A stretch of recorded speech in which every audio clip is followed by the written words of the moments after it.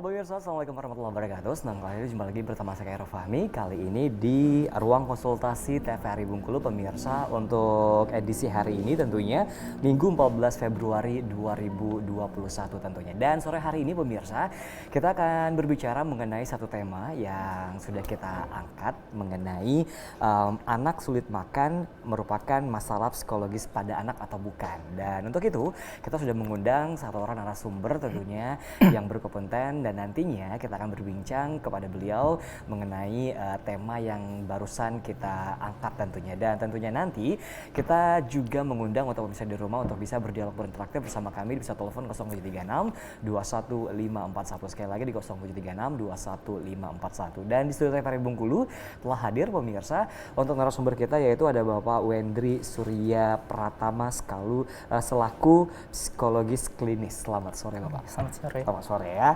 Ini Bapak atau siapa nih? Mas aja boleh. Mas saja ya. Oke, dan saat ini Mas Wendri itu bekerja di Rumah Sakit Jiwa Suprapto Provinsi Bengkulu ya. Oke, dan boleh langsung aja kita ngobrol mengenai psikologis pada anak nih. Jelasin dulu sebelum kita masuk ke tema, tentunya jelasin dulu apa sih yang dimaksud dengan psikologis pada anak tersebut. Boleh silakan Mas. Oke, sip. Psikologis pada anak ya, tentunya anak juga manusia ya, tentunya gitu. Pasti punya perasaan, punya pikiran, dan punya emosi. Nah, tentunya pasti ada kendala-kendala psikologis, permasalahan psikologis. Sama halnya dengan orang dewasa tentunya. Nah, nanti mungkin kita akan lebih spesifik berbicara tentang ketika anak punya gangguan makan atau sulit makan, apakah sebenarnya ini masalah psikologis atau enggak? Gitu. Oh gitu ya. Oke. Nah, jadi ini sudah hampir sedikit menuju ke tema tentunya ya, mengenai masalah makan termasuk tidak ke psikologis pada anak. Dulu langsung dijawab tentunya. Oke, sip. Berbicara tentang psikologis anak, terus makan, ya bukan hanya sederhananya masukin makanan ke mulut anak ya, gitu. Bukan sesederhana itu, tapi banyak aspek yang perlu dipertimbangkan. Ada faktor psikologis, faktor anatomi, faktor fisiknya bagaimana, lingkungan bagaimana. Sederhananya ada ibu yang stres capek juga di sana, ada ayah yang bantu anak buat makan atau enggak gitu. Jadi semua hal itu perlu kita lihat secara holistik, secara komprehensif, secara menyeluruh. Ketika anak sulit makan, berarti semuanya harus kita lihat. Aspek psikologisnya semuanya harus dilihat. Oke, nah berarti kalau anak yang sulit makan itu termasuk psikologis anak terganggu. Oke, sebagian besar kasus ya. Iya ya. Oke, nah untuk mengatasi hal tersebut tentunya apa yang harus dilakukan? Banyak hal tentunya. Yang utama adalah kita perlu lihat dulu secara spesifik masalahnya apa. Gitu. Yang pertama kita harus hindari dulu nih, ini anak masalahnya secara medis termasuk atau tidak gitu kan. Kalau ini masalah medis berarti ada masalah medis yang harus kita selesaikan. Kalau tidak, kalau ini murni secara psikologis, ini yang perlu kita lihat. Pertama, tentunya kita tetap tenang.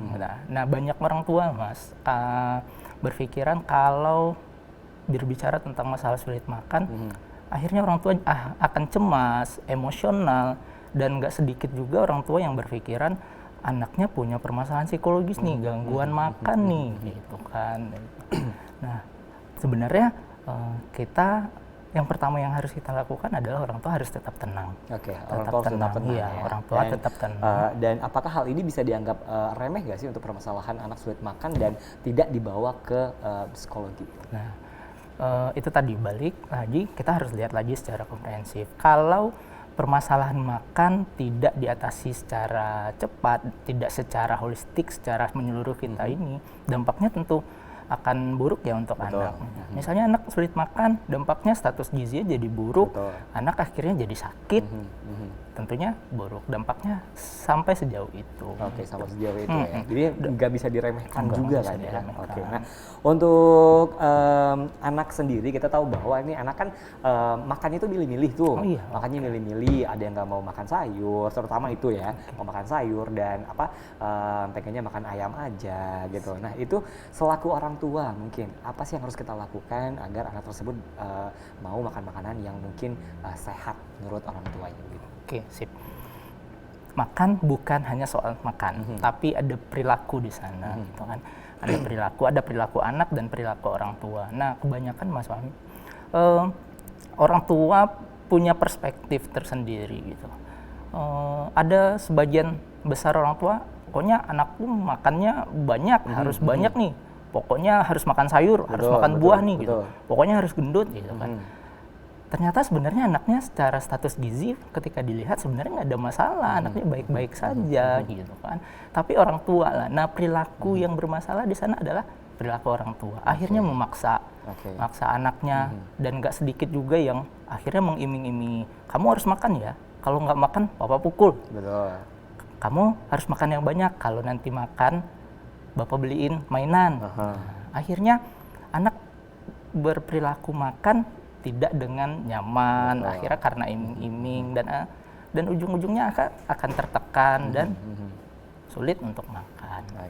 Orang tua akhirnya stres juga dengan keadaan ini gitu.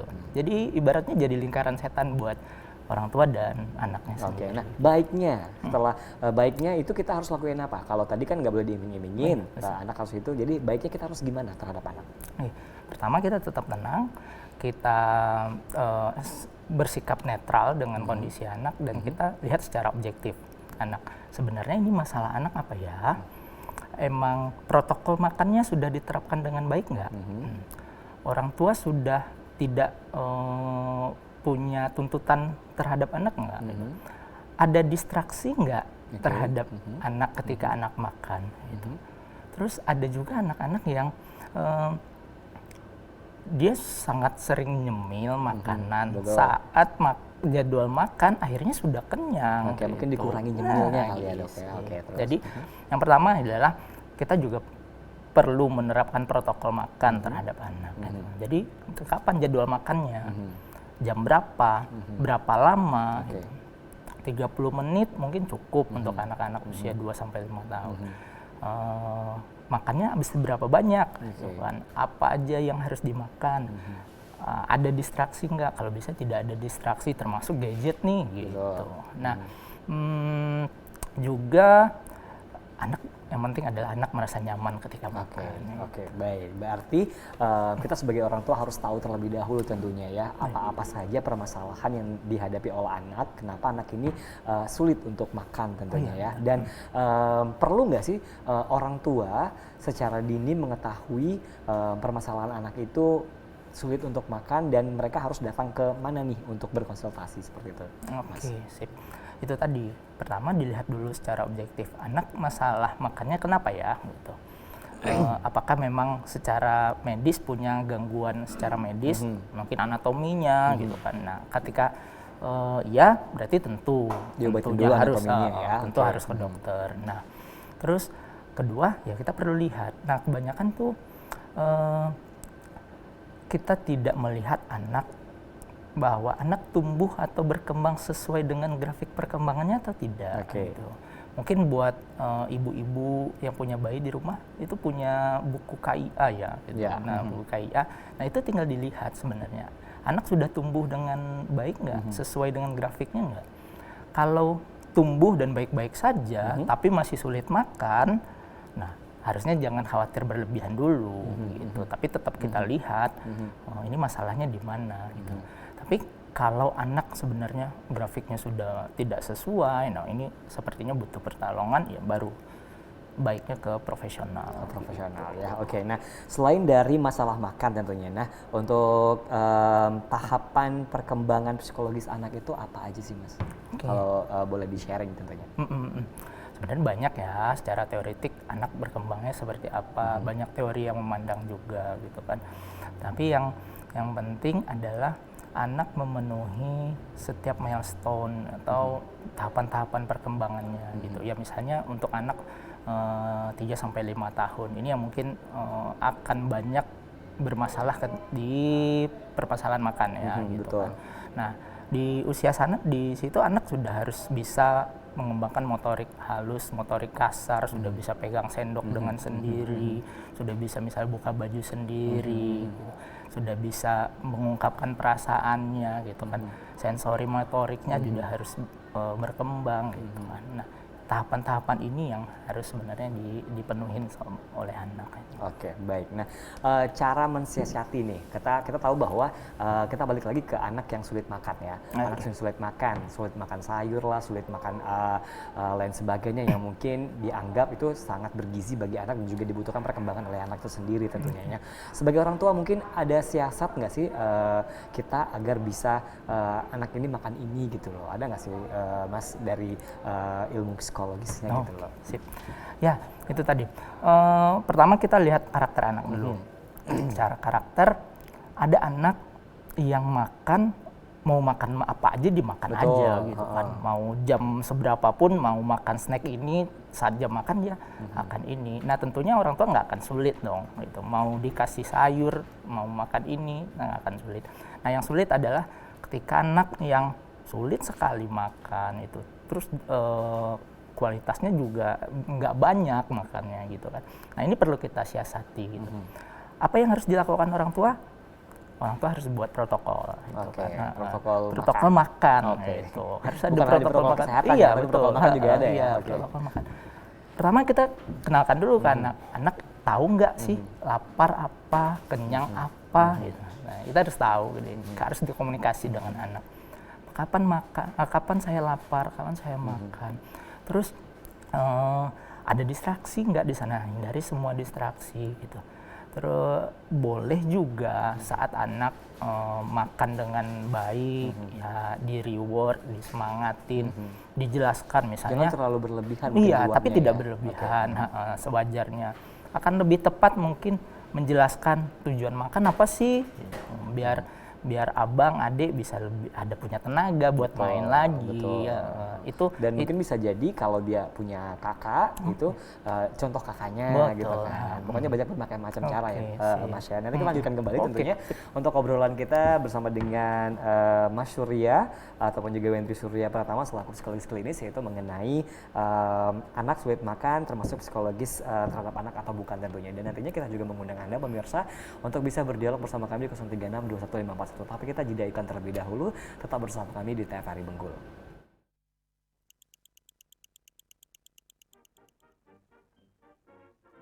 Apa sih ya? Jelek banget gambarnya. Ah elah. Assalamualaikum. Salam. Masuk.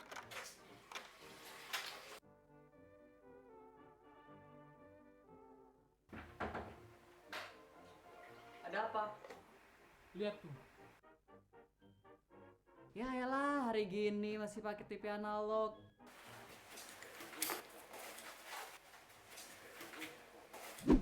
Pakai digital. Hah? Digital?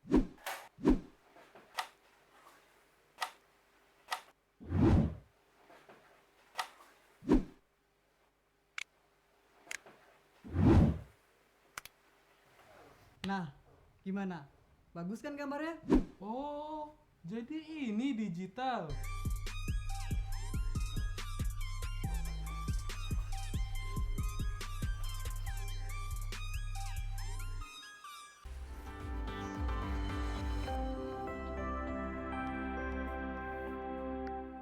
Ingat, lakukan 6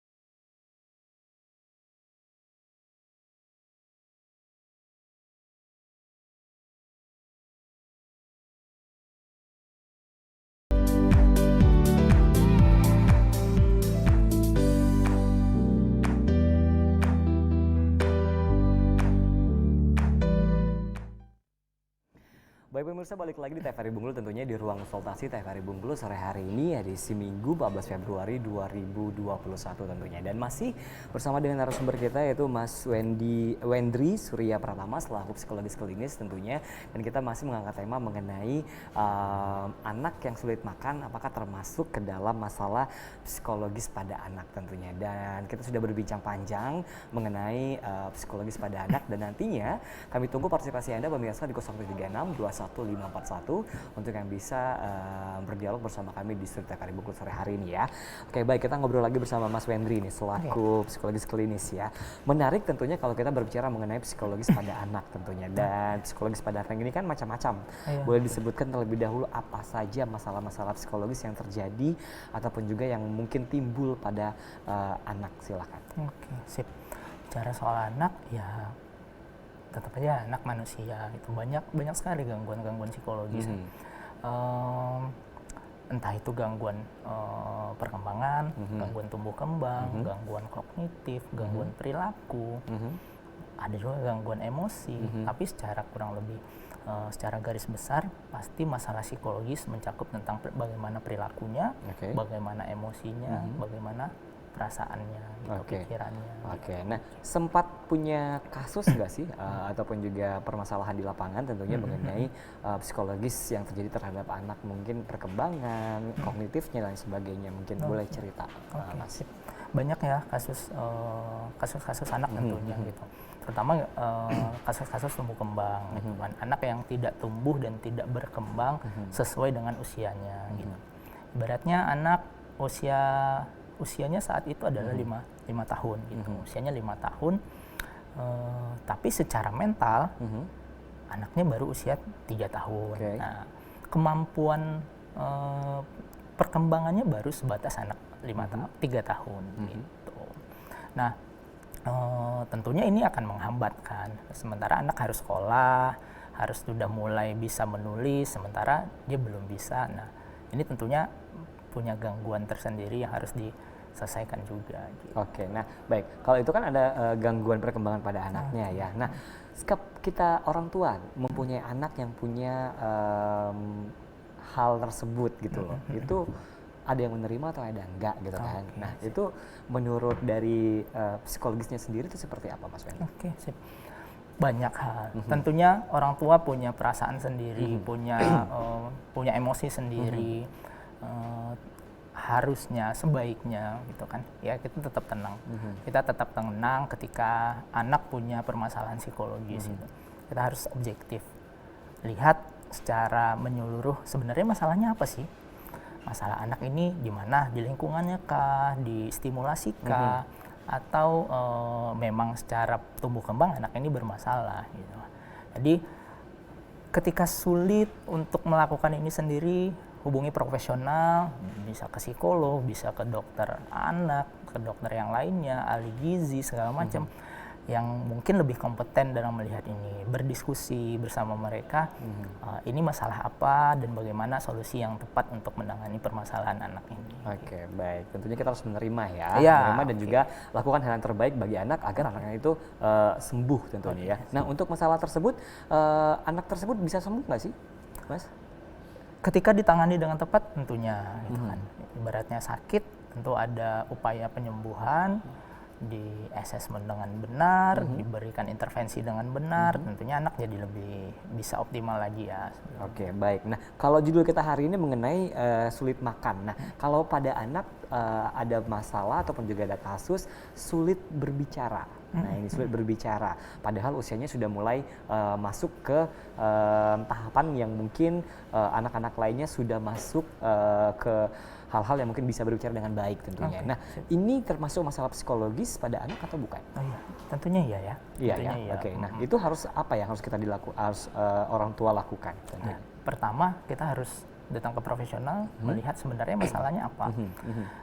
Dilakukan assessment, dilakukan pemeriksaan secara komprehensif terhadap mereka harus datang anak. kemana? Ke psikolog atau ke dokter anak?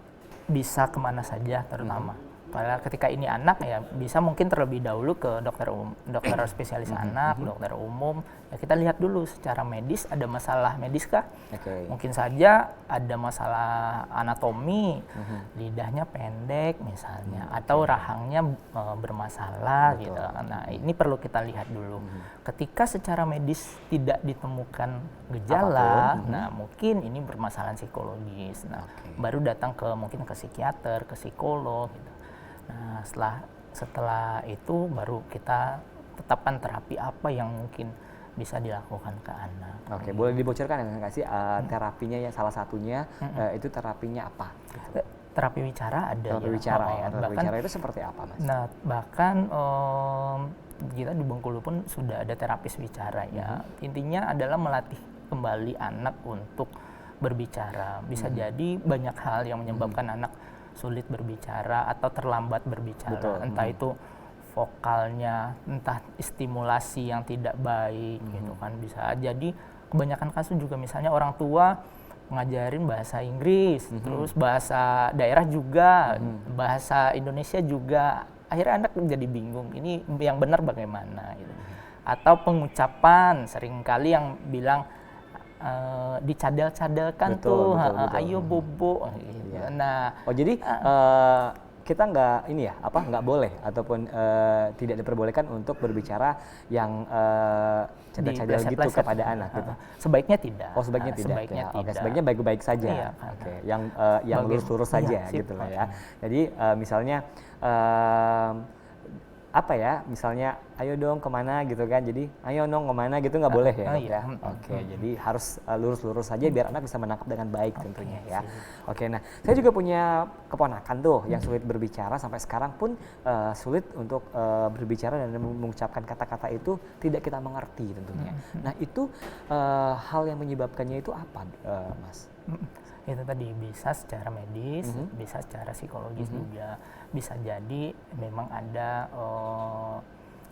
gangguan neurologi di dia gitu kan. Ya sistem sarafnya yang tidak berkembang dengan baik gitu. Atau bisa jadi ya ini memang dia tidak terstimulasi dengan baik aja gitu. Mungkin pengucapannya tidak benar-benar dia tangkap dengan baik gitu. Nah, bisa dilakukan ya kita latih lagi anaknya berbicara dengan benar, pengucapan yang benar bagaimana sih gitu. Lalu tentunya disemangatin ya, disemangati, diberi penguat, diberi reward biar anaknya jadi semangat untuk saya harus bisa berbicara lagi. Oke. Nah, misalnya ini tidak diobati tentunya ya, tidak datang ke dokter ataupun juga ke psikolog tentunya. Ini akan terbawa sampai ke dewasa nggak sih? Oh iya, tentunya iya ya. Oke. Tentunya akan menghambat ya. Banyak kasus seperti itu, Mas. Orang tua tidak begitu aware, keluarga tidak aware dengan ini, ya udah biarkan aja, lanjut aja. Bahkan udah di sekolahin aja gitu kan, naikin aja. Ya akhirnya ketika di tahap tertentu, Betul. anak sudah tidak mampu lagi buat bersaing dengan teman-temannya gitu kan. Nah, tentu anak akan merasa minder, merasa dikucilkan nantinya, kok saya tidak seperti teman-temannya. Nah, dampaknya juga bakal sejauh itu tentunya. Oke, baik. Berarti jangan dianggap remeh, dan juga kalau ada hal kecil apapun yang terjadi terhadap anak mungkin harus langsung kita perbaiki tentunya. Harus kita obati, dan juga kita harus aware terhadap anak juga tentunya, dan lihat tumbuh kembang yang baik anak itu seperti apa tentunya. Nah, boleh jelaskan tumbuh kembang anak yang baik mungkin dari tahapan yang baru lahir, yang ini itu boleh jelaskan, Mas? Seperti apa? Sip. Yang baik dan bagusnya tentunya. Secara teori benar. Iya, secara teori boleh. Secara teori sebenarnya ada ya tahapan-tahapan tadi ya, milestone yang harus diselesaikan sama anak. Misalnya ya anak 0 sampai 2 tahun harus bagaimana. 0 sampai 2 tahun mungkin udah bisa apa gitu kan, itu apa? Gitu kan. Seperti apa? Nah, sebenarnya dari sisi psikologis ya, yang perlu kita kembangkan, yang perlu kita amati itu adalah anak itu sesuai dengan perkembangannya atau enggak, gitu kan. Nah, banyak hal misalnya anak di usia harusnya dia sudah bisa menghisap, sudah bisa misalnya merangkak, gitu kan. Nah, tapi anak di usia itu masihnya belum gitu. Nah itu yang aware gitu, terhadap itu gitu. Nah selanjutnya di tahapan berikutnya juga. Nah misalnya anaknya di usia 5 tahun, dia harusnya udah bisa pegang pensil, sudah bisa toilet training sendiri, sudah bisa makan secara sendiri, tapi masih belum bisa, berarti ada masalah psikologis lagi gitu. Oke, nah baik. Nah tadi kita berbicara mengenai kelemahan anak ataupun juga anak yang kurang pada usianya, misalnya ya usia sekian dia belum bisa makan dan sebagainya. Nah misalnya kalau anak usianya sekian tapi udah bisa semuanya gitu loh, itu termasuk ke psikologis, gangguan psikologis atau tidak? Ya bisa dikategorikan anak yang berlebihan, anak gifted itu kan baik tentunya gitu kan, baik. Gangguan psikologis kah? Mungkin tidak ya gitu. Tapi harus kita optimalkan gitu. Nah, kelebihan anak ini dia mampu belajar banyak nih di usia yang seharusnya dia belum belajar itu tapi dia sudah mampu. Betul. Nah, berarti secara kognitif mungkin anaknya cerdas, stimulasi dari orang tua baik. Berarti ya perlu di-challenge lagi anaknya untuk belajar hal yang lebih lagi gitu. Nah, aware juga. Gitu. Kadang banyak keluarga orang tua yang oh dia udah bisa ini kok, udah bisa ini, udah biarkan saja gitu. Tapi pada tahapan berikutnya akhirnya ketinggalan. Betul. Nah, jadi tetap baik anak kurang ataupun berlebih, aware terhadap pertumbuhan Oke, anak. baik, betul sekali. Nah, baik pemirsa di rumah, tentunya kita masih mengundang Anda untuk bisa berdialog bersama kami di bisa telepon 036-21541. Kami silakan untuk Anda untuk bisa berbincang langsung bersama dengan narasumber kita sore hari ini, yaitu psikologis klinis tentunya, dengan mengangkat tema mengenai anak sulit makan, apakah termasuk ke psikologis terhadap anak atau bukan tentunya. Dan mungkin banyak pertanyaan di luar sana mengenai psikologis anak dan orang-orang tua yang baru pada umumnya mungkin kan belum mengetahui tumbuh kembang anak yang baik itu seperti apa. Boleh langsung aja telepon 036-21541. Sekali lagi di 036-21541. Kita ngobrol lagi bersama Mas Fendri Surya Pratama, tentunya selaku psikologis klinis ya. Nah, untuk tumbuh kembang anak nih, mungkin perlu nggak sih orang tua, kan orang tua banyak nih yang sekarang ini baru-baru usianya juga pun mungkin masih muda, udah menikah muda tentunya, dan perlu nggak sih mereka punya knowledge ataupun juga pengetahuan tentang tumbuh kembang anak? Harusnya ya, harus orang tua harus paham. Makanya tadi ketika ya orang tua harus lebih bersikap netral, tidak emosional gitu kan. Membuka diri. Saya harus tahu bagaimana tahapan apa, cara pendidikan yang baik bagaimana, pendidikan yang tepat bagaimana. Ini tentunya harus tahu semua itu ya. Nah, untuk tahu tentu orang tua butuh psikologis yang baik juga gitu. Tidak stres, tidak tertekan dengan anak. Nah, banyak hal akan menjadi permasalahan ketika orang tua sudah sibuk dengan pekerjaannya, sudah stres dengan pekerjaannya, lalu ketemu anak, maka anak yang sulit makan, jadinya anak punya permasalahan ini, akhirnya sama-sama stres, udah sama-sama tidak tahu harus bagaimana, akhirnya punya dampak yang buruk buat masing-masingnya gitu. Jadi siap psikologis juga terhadap orang tua gitu kan, harus lebih objektif, harus tetap nyaman, tenang, senang, dan cari informasi yang baik, yang tepat bagaimana. Oke, baik tentunya. Nah, pemirsa di rumah, kita akan lanjutkan kembali tentunya untuk obrolan kita bersama dengan Mas Fendri Surya Pratama selaku narasumber kita sore hari ini. Kita jeda iklan dulu, tetap bersama kami di TVRI Bengkulu.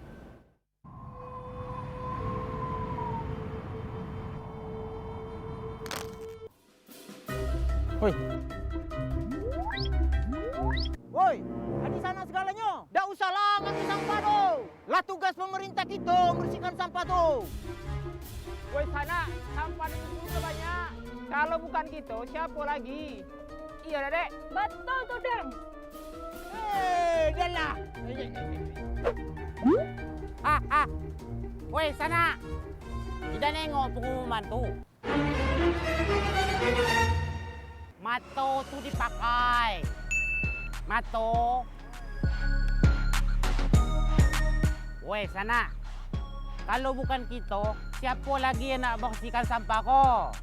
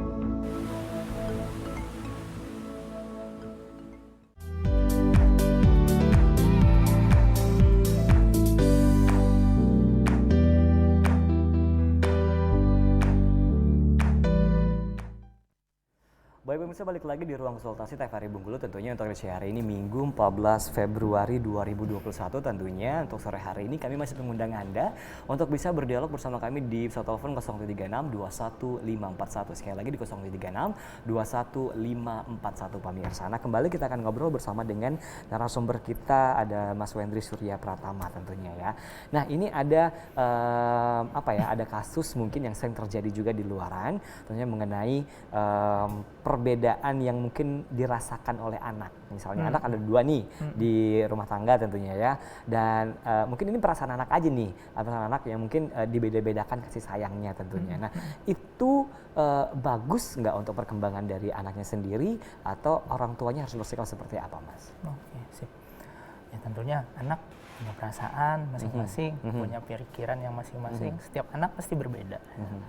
Walaupun terkadang orang tua sudah melakukan hal yang sama, kan? Tapi anak bisa menerimanya berbeda. Gitu. Jadi bagaimana seharusnya sebaiknya orang tua? Ya ajarkan, berikan segala sesuatunya dengan reason, dengan alasan. Kembangkan perasaan anak. Anak apa yang diberikan, bagaimana perasaannya, apa yang kamu rasakan. Ya, kita jadi tidak hanya aware dengan perilakunya, gitu kan, tapi juga dengan perasaannya. Gitu. Oke, baik. Berarti orang tua juga harus tahu ya, harus tahu dan juga harus jangan sampai terjadi hal-hal yang mungkin bisa menyebabkan kecemburuan sosial terhadap anak sendiri. Karena mungkin bisa terjadi ya, anak pertama dikasih sesuatu hal yang lebih besar, anak yang kedua lebih kecil gitu. Itu tidak baik juga ya tentunya ya Mas ya. Oke, nah untuk hal tersebut mungkin ada solusinya nggak bagi untuk orang tua atau juga untuk anaknya? Anak dan orang tua harus berkomunikasi dengan baik tentunya, gitu kan. Saling menciptakan hubungan yang hangat. Gitu. Nah ini yang mungkin sering terlupakan ya, gitu. Jadi orang tua tidak pernah menanyakan apa yang kamu rasakan, gitu kan, apa yang kamu pikirkan, apa aja yang sudah kamu lakukan. Terus orang tua juga terkadang tidak menyampaikan apa yang orang tua rasakan terhadap anak, gitu kan.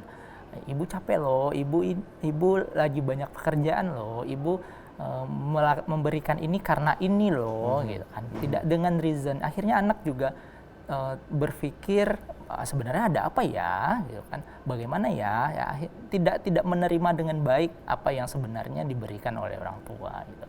Perkembangan kognitifnya jadi terhambat. Secara emosi dia juga tidak berkembang dengan baik akhirnya, gitu. Oke, baik. Nah, ini mungkin agak melenceng tentunya pertanyaannya mengenai mainan nih. Tentunya untuk mainan nih. Nah, untuk mainan terhadap anak itu baiknya kita harus memberikan mainan yang harus sesuai genrenya nggak sih gitu loh.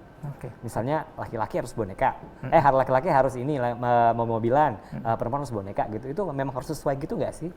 Sebenarnya nggak ada aturan baku ya, Mas. Harus anak cowok harus dikasih mainan robot-robotan, mobil-mobilan, enggak. Sebenarnya tujuan mainan adalah buat anak senang.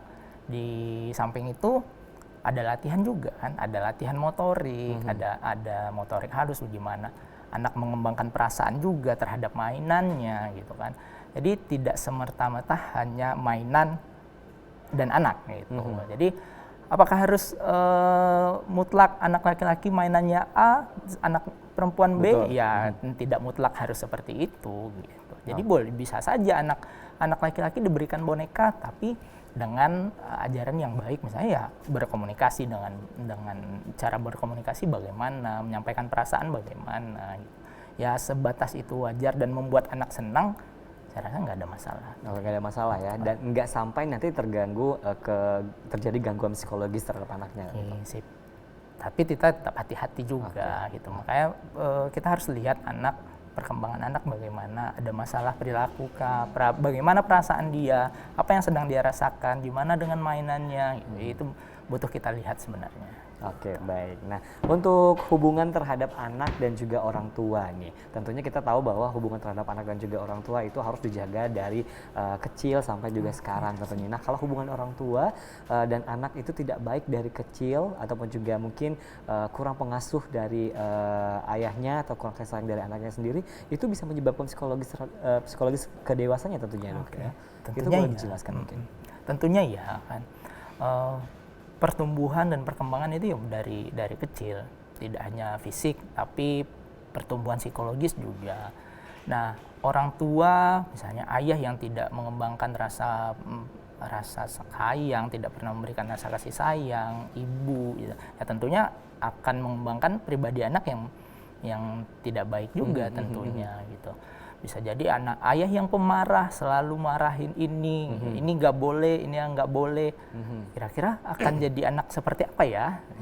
Ibu yang selalu ngasih ini, dimanja, kira-kira bakal jadi pribadi yang seperti apa ya? Nah, jadi tentunya perilaku orang tua tidak hanya ibu dan ayah ya, gitu. Juga ada mungkin kakak, adik, nenek gitu, atau kerabat yang lainnya. Ya ini juga akan mempengaruhi perkembangan anak di usia selanjutnya, usia dewasa, usia remaja, dewasa, itu pasti mempengaruhi. Oke, nah baik. Nah kalau untuk keluarga yang divorce atau juga bercerai tentunya, nah ini akan ada gangguan ke depannya untuk psikis pada anak itu sendiri?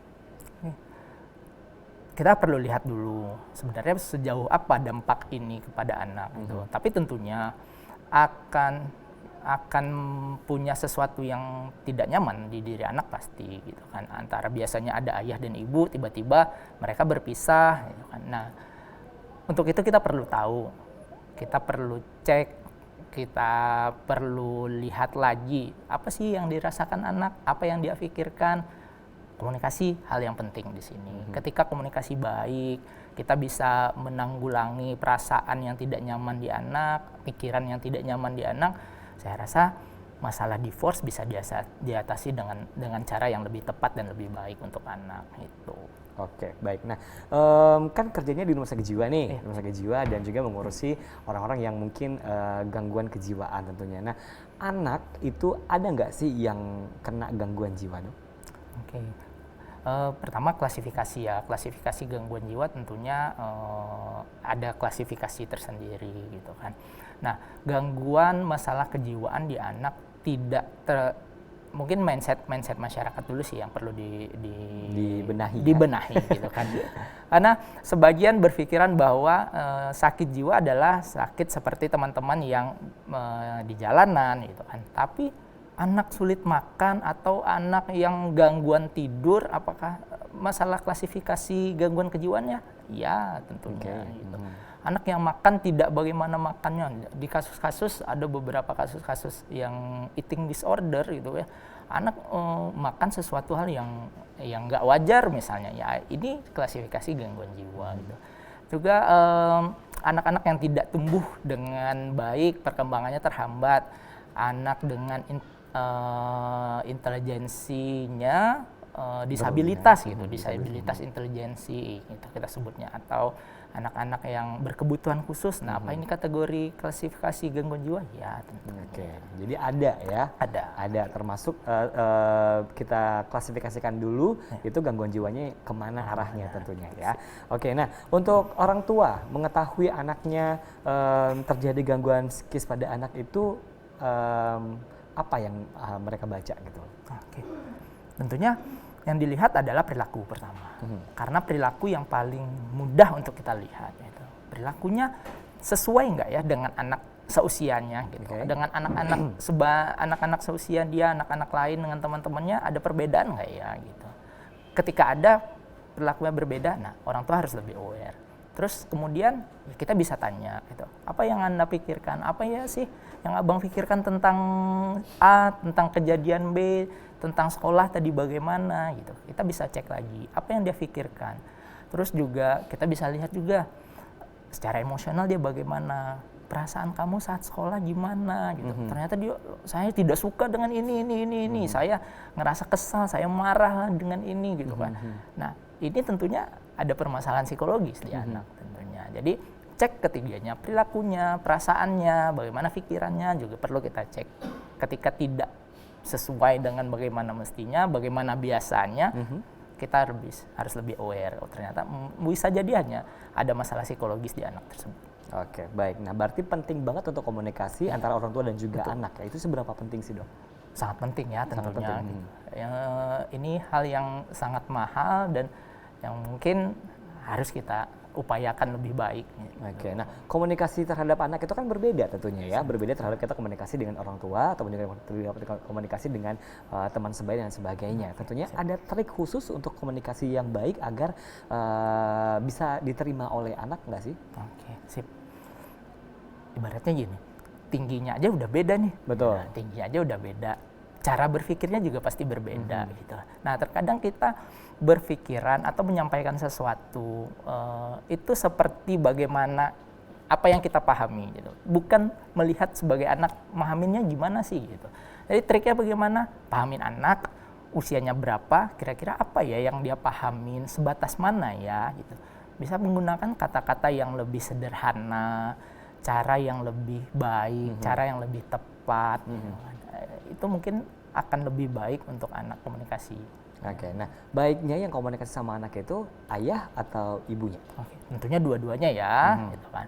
Karena dua-duanya yang mereka miliki dan tidak ada bedanya harusnya. Antara ayah harusnya seperti ini, ibu harusnya seperti ini. Tidak, urusan anak adalah urusan ayah dan ibu gitu. Dua-duanya punya tanggung jawab. Dua-duanya punya perasaan, pikiran terhadap anak, dan anak pun punya rasa ke ayah dan ke ibu juga gitu kan. Tentunya nggak bisa ini dipisahkan ya.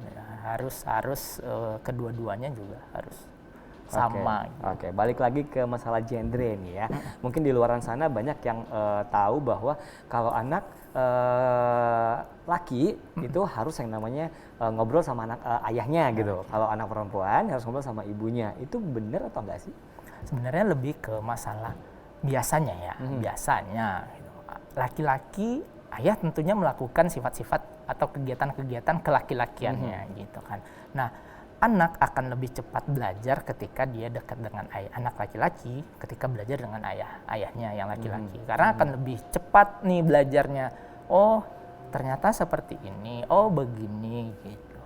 Terus anak perempuan lebih dekat dengan ibu ya, perilaku kewanitaannya juga akan lebih ini. Sebenarnya hanya masalah itu. Tapi tetap aja anak ya harus belajar tanggung jawab dari siapa? Dari ayah, dari ibu. Belajar berperilaku baik dari siapa? Dari ayah dan ibu gitu. Merasa bagaimana mengungkapkan apa yang dia rasa, sedih, senang, ya dari siapa? Dari ayah dan ibu tentunya. Oke, berarti itu cuma stigma di luar aja ya, dan harus kita ketahui bahwa untuk ngobrol sama anak itu tidak harus ada genre-genrenya. Yang jelas orang tua harus ngobrol dan juga melakukan kedekatan yang luar biasa terhadap anak tentunya ya. Oke, baik pemirsa, kita akan ngobrol lagi tentunya bersama dengan Mas Wendry Surya Pratama tentunya, tapi kita jeda iklan dulu. Tetap bersama kami di TVRI Bengkulu.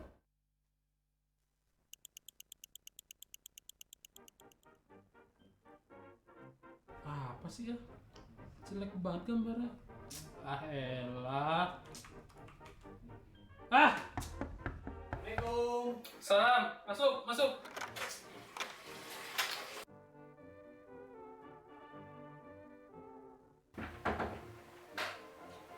Ada apa? Lihat tuh. Ya elah, hari gini masih pakai TV analog.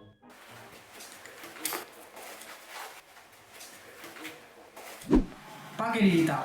Hah? Digital?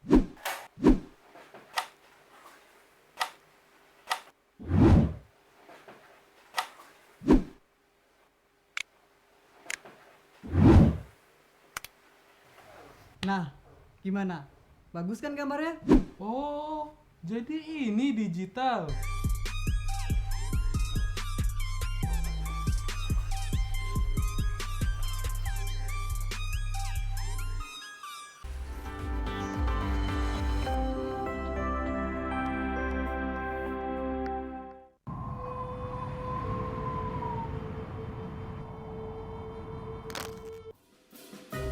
Woi, di sana segalanya. Dak usah lah ngambil sampah tu. Lah tugas pemerintah kita bersihkan sampah tu. Woi sana, sampah di situ udah banyak. Kalau bukan kita, siapa lagi? Iya, Dek. Betul tuh, Dang. Dah lah. Woi sana. Tidak nengok pengumuman tu. Mato tuh dipakai. Mato. Woi sana. Kalau bukan kita, siapa lagi yang nak bersihkan sampah ko?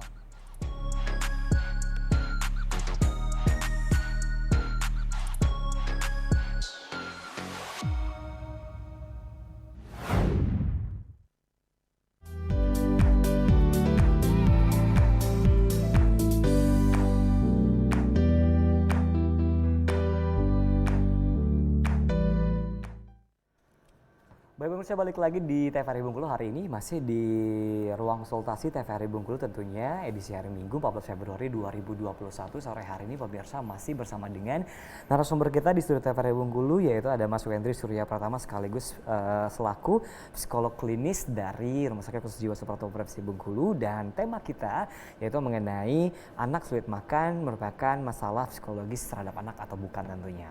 Nah, boleh silakan mungkin di segmen terakhir Anda yang mau telepon boleh silakan langsung aja telepon di 036 ya. Kita ngobrol lagi bersama Mas Wendri tentunya mengenai psikologis terhadap anak tentunya ya. Nah, ada beberapa macam gangguan psikis pada anak seperti bipolar, gangguan kecemasan dan sebagainya. Mungkin boleh dijelaskan di rumah, itu mungkin banyak yang belum tahu bipolar itu apa sih Mas Wendri?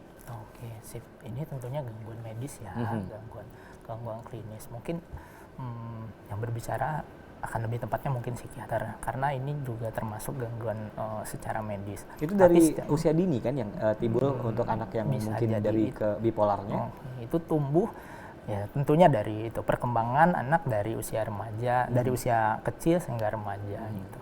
Nah, biasanya memang sering ditemukan untuk anak-anak yang sudah beranjak ke remaja gitu kan.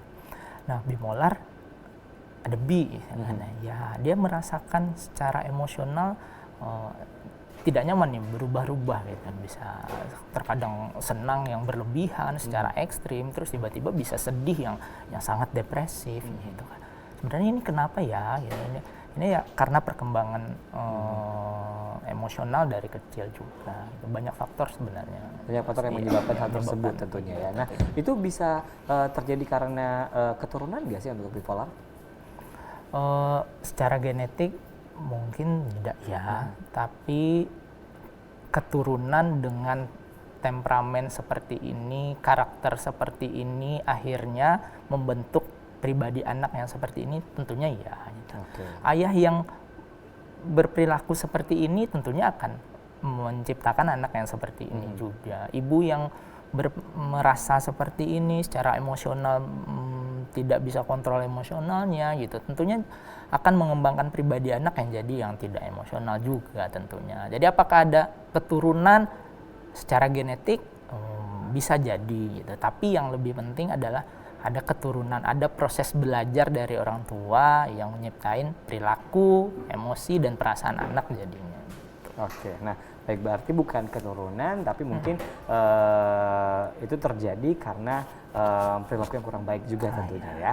Oke, nah baik, untuk gangguan kecemasan mungkin, ini termasuk psikologis terhadap anak juga ya, gangguan psikologis terhadap anak. Nah, gangguan kecemasan ini itu seperti apa sih yang termasuk ke gangguan yang terjadi? Oke, sip. Nah, kategori gangguan kecemasan juga sangat luas tentunya, Mas. Tapi yang sederhana adalah rasa perasaan takut. Nah, kalau takut jelas ya ada objeknya, gitu kan. Kalau cemas nggak ada objeknya. Gitu. Betul. Oke, cemas nggak mau datang ke sekolah, nggak mau berinteraksi sama teman, gitu kan.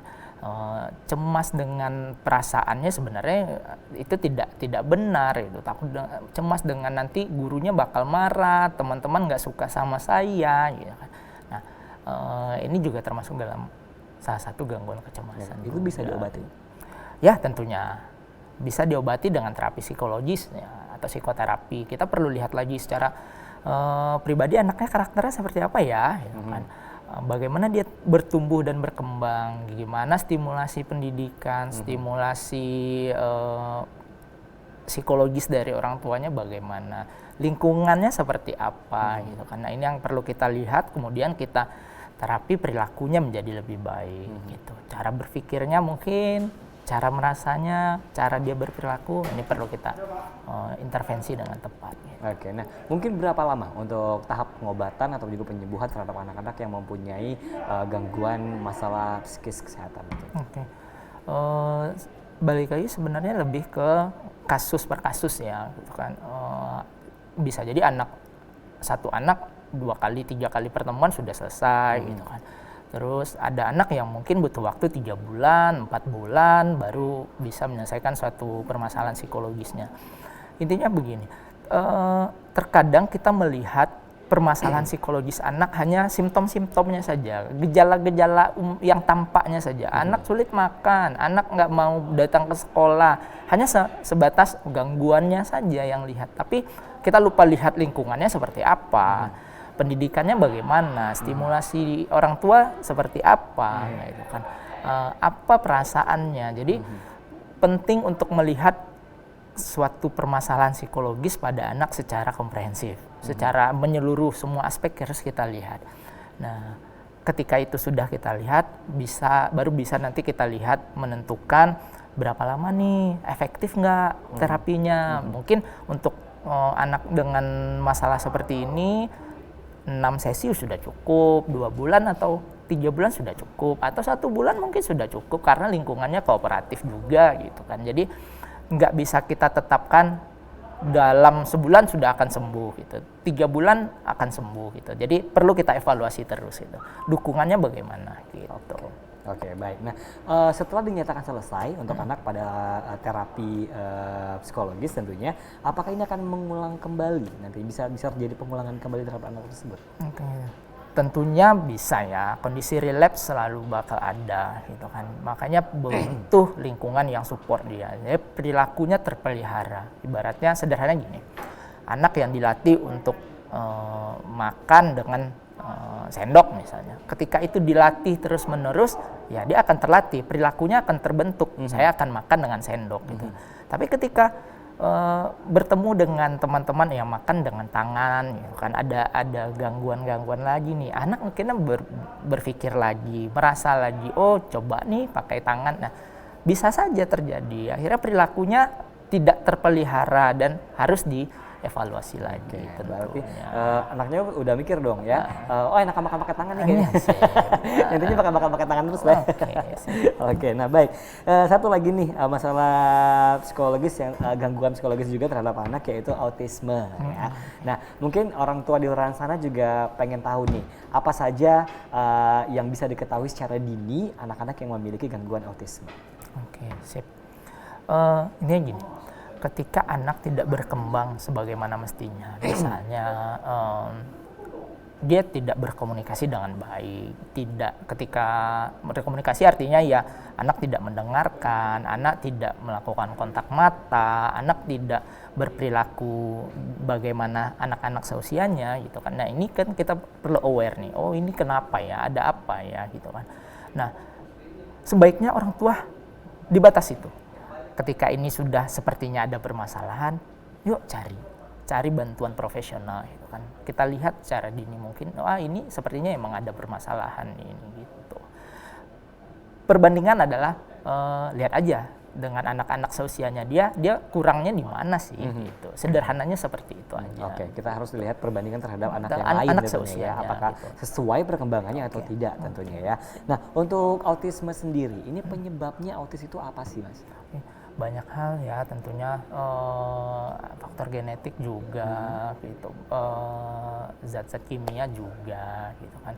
Jadi dan penelitian tentang autis juga masih berkembang dan banyak faktor sebenarnya, tidak murni hanya permasalahan psikologis saja gitu, tapi gangguan perkembangan genetik juga bisa jadi penyebab. Berarti banyak faktor yang menyebabkan anak tersebut bisa terjadi autisme. Keturunan bisa termasuk? Bisa termasuk keturunan ya. Oke, nah baik. Nah untuk autisme sendiri, ini apakah bisa disembuhkan atau dewasa nanti tetap seperti itu? Oke. Ketika dideteksi dengan sedini mungkin, tentunya kita bisa bantu anak untuk adaptif ya, gitu kan, dengan kemampuan, dengan bakat yang dia punya, dengan karunia yang dia punya, dia bisa efektif nggak nantinya gitu kan. Mungkin eh, dibanding dengan anak-anak yang lain dia bisa melakukan sesuatu yang berlebih, mungkin tidak. Tapi dengan apa yang dia punya saat itu, kelebihan apa yang dia punya, bakat yang dia punya, dia bisa beradaptasi, bersosialisasi ke lingkungannya. Jadi banyak kok anak-anak yang memiliki gangguan psikologis bisa menyelesaikan pendidikannya dengan baik, mampu bersosialisasi dengan baik ke lingkungan juga tentunya. Jadi intinya ya deteksi dengan sedini mungkin permasalahan psikologisnya, minta bantuan profesional, dan tentunya anak nanti bisa lebih adaptif ke depannya. Oke, nah mungkin hal yang pertama nih yang harus kita lakukan ataupun juga yang harus orang tua lakukan tentunya apabila anaknya memiliki gangguan-gangguan yang tadi kita sebutkan tentunya. Hal yang pertama yang harus kita lakukan, apakah kita harus langsung berkonsultasi pada ahlinya atau kita deteksi terlebih dahulu di rumah saja? Oke, sip. Yang pertama dan utama adalah orang tua dulu. Nah, orang tua harus dalam kondisi yang seobjektif mungkin, objektif, netral, perasaannya tidak panik gitu kan. Ketika udah dirasa sudah lebih nyaman, baru kita lihat nih permasalahan anak sebenarnya ada apa gitu. Ketika dirasa sepertinya ada permasalahan nih, yang utama adalah singkirkan dulu masalah medis. Kalau dia ada masalah medis, berarti kita harus cek secara medis bagaimana, ada permasalahan mediskah. Kalau iya, tentunya kita harus mengobati secara medisnya. Dan yang kedua adalah bentuk perilaku yang baik. Contohnya tadi makan, perilaku makan ya harus tetapkan protokol makan seperti apa gitu kan. Karena makan bukan hanya soal makan tapi membentuk perilaku. Dan yang ketiga adalah yang paling penting nih gitu, menciptakan hubungan yang hangat. Nah, komunikasi yang baik antara orang tua dan anak. Nah, ini yang faktor penting sebenarnya. Gitu. Oke, baik. Nah, ini mungkin terakhir untuk bisa dijelaskan ke pemirsa teman juga himbauan dari Mas sendiri tentunya untuk anak yang mungkin punya masalah psikologis kesehatannya itu seperti apa? Boleh sedikit saja silakan. Oke, sip. Tentunya dampak psikologis atau gangguan psikologis terhadap anak tidak bisa dilihat semata-mata sebagai satu simptom saja, gitu, satu gangguan saja. Gitu. Kita harus melihat itu secara komprehensif. Anak punya lingkungan, punya orang tua, punya sekolah, punya pendidikan. Jadi penting untuk melihat permasalahan psikologis anak dalam satu sudut pandang yang lebih luas. Gitu. Terus yang terpenting juga buat mom sama dad, orang tua harus punya kondisi psikologis yang baik juga tentunya terhadap anak. Tuh, jangan ketika kita tidak siap secara psikologis, kemudian akan memberikan dampak yang buruk juga tentunya terhadap anak. Oke, baik, terima kasih banyak atas waktunya buat Mas Wendri Surya Pratama selaku psikologis klinis. Tentunya apa yang sudah kita bicarakan semoga bermanfaat bagi pemirsa di rumah dan pemirsa juga bisa mengambil tentunya pembelajaran dari apa yang sudah kita bicarakan mengenai masalah psikologis kesehatan terhadap anak tentunya ya. Dan terima kasih banyak pemirsa di rumah yang telah bergabung ataupun juga sudah menyaksikan TVRI Bungkulu sore hari ini dan semoga bermanfaat untuk apa yang sudah kita sampaikan sore hari ini. Saya Khairul pamit undur. Wassalamualaikum warahmatullahi wabarakatuh.